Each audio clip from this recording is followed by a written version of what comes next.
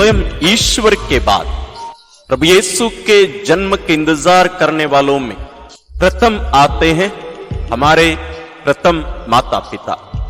उनके आज्ञा उल्लंघन के कारण दुनिया में पाप का और पाप के द्वारा मृत्यु का आगमन हुआ। और हम समझ सकते हैं, सोच सकते हैं कि उन्हें कितना दुख हुआ होगा इस गलती के कारण, इस पाप के कारण। इसलिए वे उस मुक्तिदाता जिनकी भविष्यवाणी स्वयं ईश्वर वहां किए थे, उनके इंतजार वे करते रहे। तो इसलिए हम जब प्रभु यीशु के जन्मोत्सव की तैयारी कर रहे हैं, यानी हम बेतलेहम की ओर यात्रा कर रहे हैं, प्रभु यीशु की आराधना करने के लिए हम बेतलेहम की ओर यात्रा कर रहे हैं। इस यात्रा में हमें हमारे प्रथम माता पिता आदम और हेवा का साथ बहुत ही महत्वपूर्ण है। तो आइए हम उनका साथ का पूरा लाभ उठाएं, उनकी दृष्टि से हम प्रभु यीशु के जन्मोत्सव के महत्व को देखें और अपने आप को भी तैयार करें और इस यात्रा में हम उनके साथ आगे बढ़ें।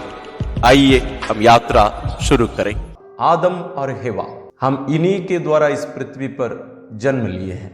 ये हमारे आदि माता पिता हैं, पहले माता पिता हैं, और ये बहुत सारे अन्य चीजों में भी पहले हैं। तो आइए आज हम इन दोनों व्यक्तियों को और गहरे रूप से जानें और इनके द्वारा, इनकी दृष्टि से हम प्रभु यीशु के जन्म को देखें, ताकि हमारे लिए यह जन्मोत्सव, प्रभु यीशु का जन्मोत्सव एक महत्वपूर्ण घटना हो और हम उनकी दृष्टि से देखकर उससे हम बल पाए। आइए हम जानते हैं आदम और हेवा। मुझे विश्वास है कि आप लोग स्पष्ट रूप से जानते हैं आदम और हेवा को, फिर भी हम एक दो बातों को और जानते हैं। सबसे पहला है कि वे पहले मनुष्य हैं दोनों, और हमारे पहले माता पिता भी हैं, उनके पहले कोई रहा नहीं। और ये पहले ऐसे भी व्यक्ति हैं जो ईश्वर की आज्ञा का उल्लंघन किए और पाप किए, और इनके द्वारा पाप इस दुनिया में आया और पाप के द्वारा मृत्यु आई। और ये वैसे पहले व्यक्ति भी हैं जो मुक्तिदाता के बारे में पहली बार ईश्वर से सुने। इनसे ही ईश्वर कहे कि मुक्तिदाता ईश्वर स्वयं भेजेंगे। और अन्य भी बहुत सारी बातों के कारण ये पहले हैं, और इनकी कुछ विशेषता भी हैं। ये ऐसे व्यक्ति हैं जो ईश्वर के साथ सबसे घनिष्ठ संबंध में रहे हैं, क्योंकि ईश्वर स्वयं इन्हें अपने हाथों से ही इन्हें बनाया है, दोनों को। हम उत्पत्ति ग्रंथ में इसके बारे में पढ़ते हैं। और ये भी अवसर इन्हें मिला, ईश्वर के साथ वे टहलने जाते थे, घूमने जाते थे दोनों।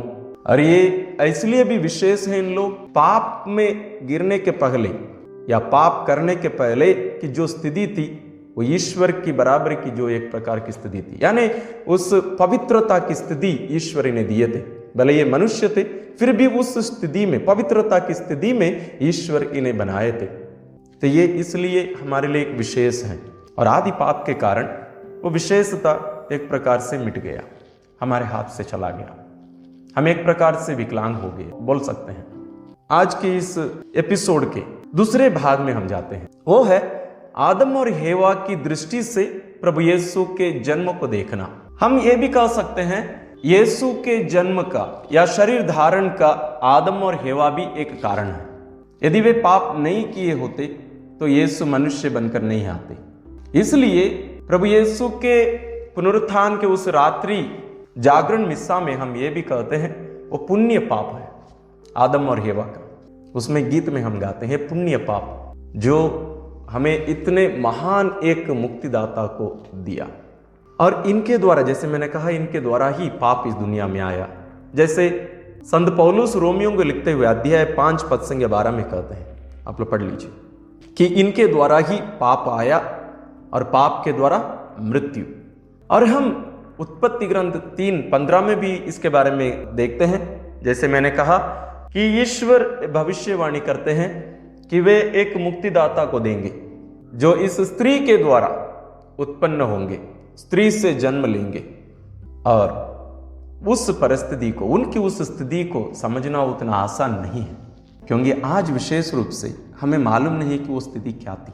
मैं एक छोटी सी घटना बताना चाहूँगा, एक काल्पनिक हम कह सकते हैं।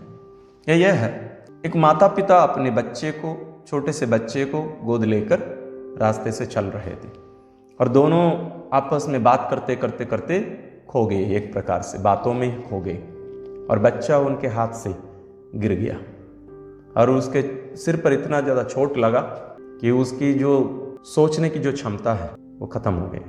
बच्चा सुनने बोलने की क्षमता भी खो दिया।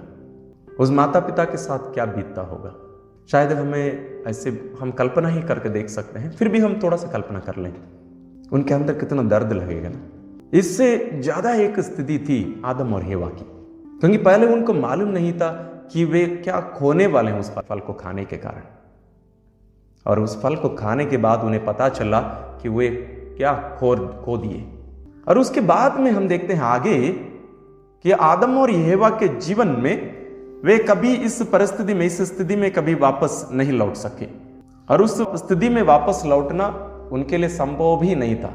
और आज जब हमें अपनी संतानों को इस पाप में डूबे हुए वे देखते हैं, उनका दिल कितना दुखता होगा, हम केवल कल्पना कर सकते हैं। इसलिए मैं ये घटना बताया।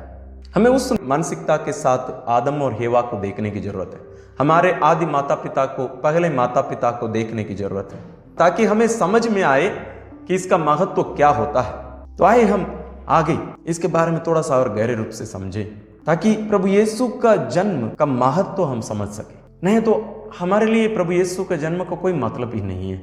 हाँ, प्रभु यीशु जन्मे हैं, 25 तारीख को हम उसका जन्मदिन मनाते हैं, नए नए कपड़े लेते हैं, आनंद और खुशी है।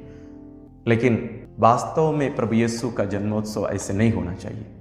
हमें हमारे आदि माता पिता की दृष्टिकोण से हमें उनके जन्म को देखने की जरूरत है। हम जरूर उसको देखें इस बार, इस साल हम जरूर उनकी दृष्टिकोण से हम प्रभु यीशु के जन्मोत्सव को देखें, ताकि उनके जीवन का महत्व को, उनके जन्म के महत्व को, इस मुक्तिदाता के महत्व को हम समझ सकें। आदम और हेवा की दृष्टि से हम प्रभु यीशु, हमारे मुक्तिदाता, हमारे उद्धारकर्ता के जन्म को हम देखें।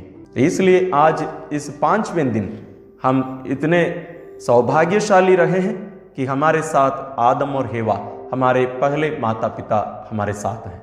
आज के दिन आप इनका साथ निभाइए, इनको अपने साथ रखिए, इनसे बातें करिए और उनकी दृष्टि से प्रभु यीशु के जन्म को देखिए, तो हमें पता चलेगा कि वो क्यों आए और उनका जन्म क्यों इतना महत्वपूर्ण है, और उनके जन्म के द्वारा हमें वापस क्या मिलने वाला है।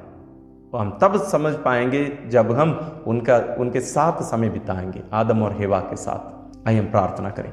हे परम पावन पिता, हम आपकी स्तुति और आराधना करते हैं कि आप हम निरे मनुष्यों को अपने स्वरूप में बनाए हैं, और विशेष रूप से हमारे आदि माता पिता के लिए हम धन्यवाद देते हैं, जिन्हें आप अपने हाथों से बनाए और उन्हें अपनी पवित्रता का सहभागी बनाया, अपने जीवन का सहभागी बनाया।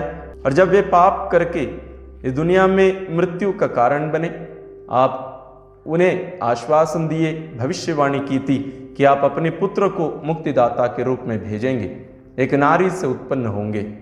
और जब हम उनके उस जन्मोत्सव की तैयारी कर रहे हैं, प्यारे पिता हमें कृपा दीजिए कि हम हमारे आदि माता पिता आदम और हेवा को हमारे साथ ले चलें और उनकी दृष्टि से हम आपके पुत्र के जन्मोत्सव को देख पाएं, ताकि हमारे इस वर्ष का यह क्रिसमस, प्रभु का जन्मोत्सव हमारे लिए विशेष हो, हमारे जीवन को परिवर्तित करने वाले हो, और हम वास्तविक रूप से उन्हें हमारे जीवन में ग्रहण कर सकें। हम ये प्रार्थना करते हैं अपने प्रभु क्रिस्त के द्वारा, आमीन। प्रिय भाई और बहनों, आज इस विशेष दिन में आप साथ जुड़े, आपको धन्यवाद और आपको शुभकामनाएं। आप जरूर हमारे आदि माता पिता आदम और हेवा को अपने साथ ले जाइए और उनके साथ समय बिताइए, उनके द्वारा प्रभु यीशु का जन्म को देखिए और आनंदित हो जाइए। ईश्वर हमें आशीष प्रदान करें।